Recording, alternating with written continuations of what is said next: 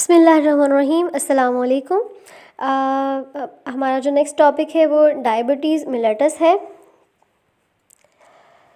Basically हम इसको आम ज़ुबान में शुगर कहते हैं कि किसी बंदे को शुगर हो गई है। हाइपरग्लाइसीमिया इसका नाम है, यानी कि ब्लड के अंदर ग्लूकोज़ की जो मकदार है वो ज़्यादा हो जाती है।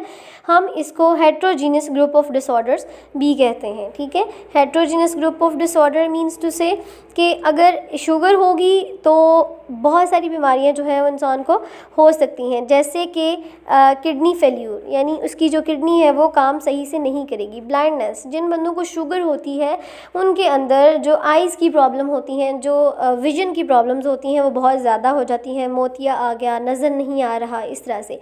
एम्पूटेशन होता है कि अगर आपको कहीं पे थोड़ा सा कट लग गया है तो अक्सर औक़ात आपने सुना होगा कि शुगर वाले बंदे का ज़ख़म जो है वो जल्दी ठीक नहीं होता। तो यही हिसाब यहाँ पे है कि एम्पूटेशन, अगर कहीं पे कट लग गया है तो वहाँ से जो है वो खून बहेगा और फिर वो ज़ख़म ख़राब हो जाएगा। इवन जो है ऐसा भी होता है कि आपको जो है वो सर्जरी करवाने के बाद वो पार्ट ही रिमूव कर, इवन ऐसा भी होता है कि आपको वो सर्जरी कराने के बाद वो पार्ट ही रिमूव करना पड़ जाए।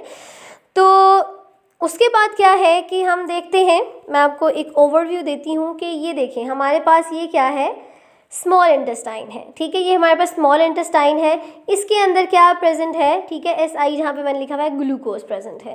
अब ये जो ग्लूकोज ब्लड के अंदर है, इसके अंदर, इसके ऊपर जो हमारे पास पेंक्रियाज पड़ा हुआ है। ठीक है, पेंक्रियाज एक डक्टलेस ग्लैंड है। ठीक है, इसके ये क्या करता है, इंसुलिन बनाता है। ठीक है, पेंक्रियाज क्या करता है,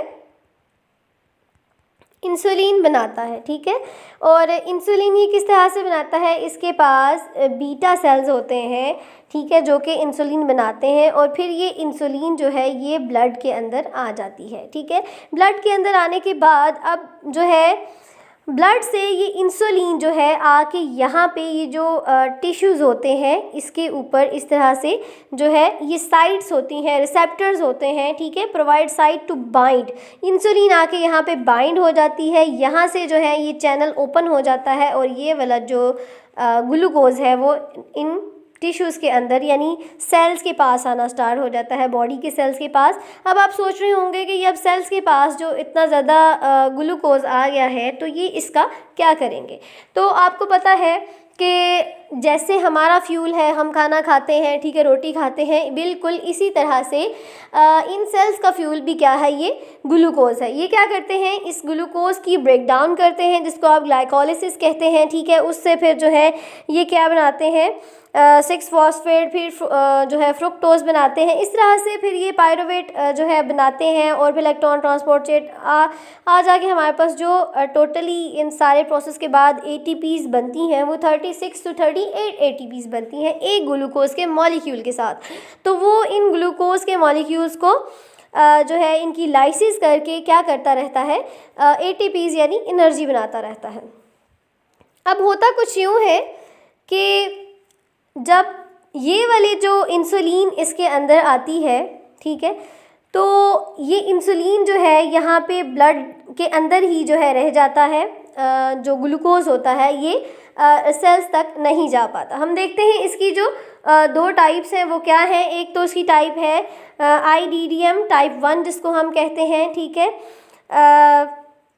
ये डिपेंडेंट होती है, ठीक है, इंडिपेंडेंट नहीं होती है बल्कि डिपेंडेंट होती है ये डायबिटीज़ मिलेटस। और बीटा सेल्स जो होते हैं, ये वाले जो बीटा सेल्स हैं ना यहाँ पे, ये क्या हो जाते हैं, डिस्ट्रॉय हो जाते हैं। कैसे डिस्ट्रॉय हो जाते हैं कि ये ऑटोसोम का डिसऑर्डर है, आपको पता है। तो इंसुलिन का लेवल जो है ये लो हो जाता है। किस तरह से लो होता है कि ये बीटा सेल जो है ये ऑटो इम्यून हो जाते हैं। ठीक है, ऑटो इम्यून जब हो जाते हैं तो ये खुद ही क्या करते हैं, बीटा सेल्स को डिस्ट्रॉय कर देते हैं। ठीक है, जब बीटा सेल्स ही डिस्ट्रॉय हो जाएंगे तो इंसुलिन जो है वो नहीं बनेगी।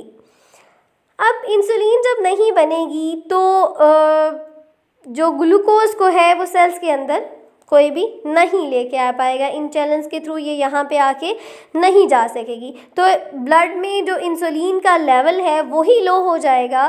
तो क्या होगा कि फिर जो है ब्लड के अंदर ग्लूकोज की मिकदार ज़्यादा हो जाएगी और ये रिसेसिव एलील है।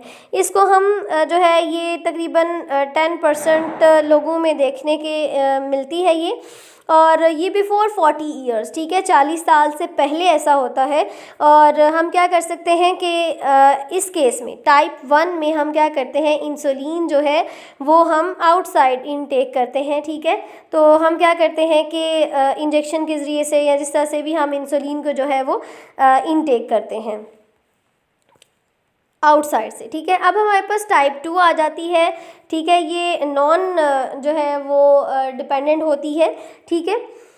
डायबिटीज़ मिलेटस, इसमें क्या होता है कि ये आप देख सकते हैं ब्लड वेसल, ठीक है, इसके अंदर जब ग्लूकोज की मिकदार ज़्यादा होगी, यहाँ पे इंसुलिन तो बनना कम नहीं होती, लेकिन क्या होता है ये जो रिसेप्टर्स मैंने आपको बताए थे, यहाँ पे रिसेप्टर्स लगे हुए हैं सेल्स के पास, ये रिसेप्टर्स पे आके ये बाइंड नहीं होती। अगर बाइंड हो भी जाती है इंसुलिन आके, तो क्या होता है ये जो रिसेप्टर है ये उसको रिकग्नाइज ही नहीं करता, ठीक है।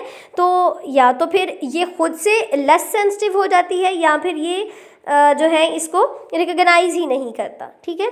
तो एट द एंड क्या होता है कि यहाँ से जो चैनल है वो नहीं खुलता और जो ग्लूकोज ब्लड के अंदर है वो इसके अंदर नहीं आ सकता। तो इस केस में आप जो है वो इंसुलिन तो नहीं ले सकते, क्योंकि इंसुलिन तो ऑलरेडी आपके ब्लड के अंदर जो है वो मौजूद है। अब आप इसमें क्या यूज़ करेंगी, टैबलेट्स यूज़ करेंगी। टैबलेट्स को यूज़ करने से क्या होगा कि जो इंसुलिन है इसको हम जो है वो ये जो रिसेप्टर्स हैं इसको हम सेंसिटिव बना सकते हैं, इनको हम इससे उनकी मदद से बाइंड करवा सकते हैं, जिसकी वजह से ये जो ग्लूकोज है ये यहाँ आ सकता है और क्या होता है कि उससे एनर्जी बन सकती है। अब अक्सर औक़ात ऐसा होता है कि जब हमारे सेल्स के अंदर ये जो ग्लूकोज होता है, ठीक है, ये किडनीज तक जाता है, ठीक है, अगर ब्लड के अंदर होगा, ठीक है, अगर हम कोई भी मेडिसन नहीं खा रहे, तो ब्लड के अंदर जब ये किडनीज के अंदर तक जाएगा तो क्या होगा कि वो जो किडनीज होंगी ये इसके जो ग्लोमेरुलस होगा वो दोबारा से इसको अब्जॉर्ब कर करके फ़िल्टर कर करके थक जाएगा, ठीक है। एट द एंड वो ख़राब हो जाएगा और वो इजाज़त दे देगा कि जो ग्लूकोज है ये यूरिन के ज़रिए से पास आउट हो जाए फ्रॉम द बॉडी। तो इस तरह से क्या होता है, जब ऐसा होना शुरू हो जाता है तो आपको बहुत ज़्यादा थकावट महसूस होती है। इसी तरह से आपने सुना होगा कि शुगर वाला बंदा जो है उसको भूख बहुत ज़्यादा लगती है और वो बार बार खाना खाता है। तो यही बात है कि खुराक वो खाता तो है, उसको लगती नहीं है। 90% जो है वो लोगों को ये वाली डिज़ीज़ होती है, डायबिटीज़ मिलेटस टाइप 2। तो क्यों होती है कि ये आफ्टर 40 इयर्स होती है। टाइप 1 वाली बिफ़ोर 40 इयर्स होती है और ये आफ्टर 40 इयर्स होती है। इसकी बहुत सारी वजूहात हो सकती हैं। आपका लाइफस्टाइल इसके अंदर बहुत ज़्यादा मैटर करता है कि क्या आप एक्सरसाइज करते हैं या नहीं करते हैं, आप जंक फूड लेते हैं, पिज़्ज़ा वगैरह, तो इसकी वजह से भी ये चीज़ हो सकती है। जैसे ही आपकी बेली के ऊपर फ़ैट आना शुरू होता है तो वो फ़ैट जो है वो वजूहात में शामिल हो जाता है कि आपको डायबिटीज़ हो सकती है, ठीक है। अगर आपके साथ ऐसा है तो इसको कम कीजिए, अपना एक्सरसाइज कीजिए ताकि आपको ये ना हो। अगर आपका लाइफस्टाइल ऐसा नहीं है तो कन्फर्मली आपको जो है डायबिटीज़ हो जाती है और ये जेनेटिक डिसऑर्डर भी है, पेरेंट्स की तरफ से भी आपको आ सकती है। मोडी में क्या है कि ये मैच्योरिटी ऑनसेट, ठीक है, डायबिटीज़ इन यंग। एंजाइम होता है ग्लूकोकाइनेज, ठीक है। ग्लूकोकाइनेज एक एंजाइम है, ये क्या करता है फॉस्फेट ऐड करता है ग्लूकोज में, जो है वो 6 फॉस्फेट बनता है, फिर उससे फ्रुक्टोज होता है, आइसोमेरेज एंजाइम वहाँ पे यूज़ होता है। तो ग्लाइकोलिसिस में इसका बड़ा किरदार है। तो इसके हमारे पास एक जीन होती है ग्लूकोकाइनेज जीन, ठीक है। इसके अंदर अगर म्यूटेशन हो जाती है तो हमें ये जो है इस तरह की डायबिटीज़ हो सकती है। ये 2 से लेके 5% बंदों के अंदर होती है। mRNA जब ये जीन बनाती है तो जो एंजाइम है, ठीक है, ग्लूकोकाइनेज, यही इसको वो ठीक नहीं बना पाएगी। जब इसने इंफॉर्मेशन ही रॉन्ग दी है, ठीक है, इसके अंदर म्यूटेशन आ गई है, इसका जो सीक्वेंस है वो ही ख़राब हो गया है, तो किस तरह से सही एंजाइम बनेगा और वो अपना प्रॉपर फंक्शन करेगा। तो ऐसा कुछ भी नहीं होगा, वो अपना प्रॉपर फंक्शन नहीं कर पाएगा। तो इस तरह से जो है हमें जो ब्लड लेवल के अंदर इंसुलिन जो है या फिर ग्लूकोज जो है वो ज़्यादा हो जाएगा। तो ये आपकी जो है वो डायबिटीज़ की जो है डिज़ीज़ थी। इसके लिए आप जो है मैंने आपको बताया कि आप टैबलेट्स यूज़ करते हैं, ठीक है, और या फिर आप इंसुलिन का जो है वो आउटसाइड द बॉडी अपनी बॉडी के अंदर लेके जाते हैं।